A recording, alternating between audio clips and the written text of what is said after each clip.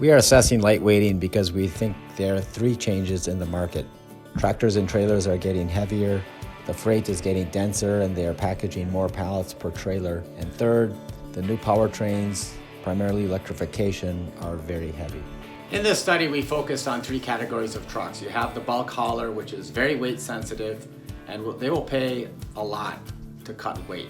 Then you have this middle category, reefers, dry vans, glass haulers. Sometimes they gross out, so they will also pay for lightweighting to avoid the overweight situation.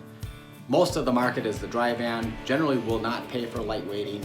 However, as the propulsion is changing, you see electrification, hydrogen, fuel cells, those are weight challenged, and so you're going to see increased emphasis on cutting weight. The benefits of lightweighting are centered on payload, to carry more freight or to offset the weight of other features added to the tractor and trailer. Lightweighting to Pepsi is extremely important because it allows us to carry extra payload, pull miles out of the system, and positively impact our consumer. Our lightweight trailers have composite floors to further reduce the weight and increase payload. We've also added super single tires with aluminum wheels. We've also got onboard scales on our tractors and our trailers. This allows us to even further optimize our payload. Another option we've added to our trailers are lightweight composite doors. We've reduced the interior lining to pallet height. We load beverages, we don't necessarily ever go above that amount. It's a little bit of added weight reduction.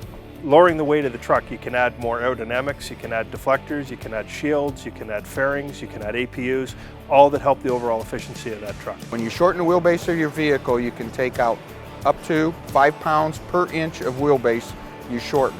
When you shorten your wheelbase, you also then need to evaluate the fifth wheel slider length. If you're currently running a 24-inch slider, shorten your wheelbase up 12 inches and then shorten your slide up 12 inches and keep the same gap or even improve your gap between your tractor and trailer, which will improve aerodynamics. If you've got a more specific application, you can go to a stationary fifth wheel and save 100 to 150 pounds. Some of the technologies we have are higher cost, so people aren't paying for them right now.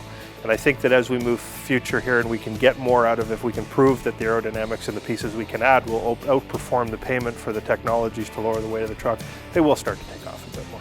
Resale value is a huge issue. They are so concerned how that truck will sell 3 to 5 years down the road. For example, on a fifth wheel, you could put in a stationary fifth wheel. It'll be the lightest fifth wheel, and it may be what they will actually use in their usage. However, if there's 2 trucks on the lot, the truck with the sliding fifth wheel will sell faster than a stationary. As I think of the highlights on this updated study, here's what comes to mind. Like the super truck programs, the focus on lightweighting is in the cab and the frame, and we saw much the same here. We also learned that aluminum frame rails are no longer available for commercial trucks. However, there's increased interest in lightweight cross members between the frame rails. And last, the wheels got lighter. So great credit to both the steel and the aluminum wheel producers. They cut 5 pounds each, which is a huge lightweighting opportunity for the 18-wheelers.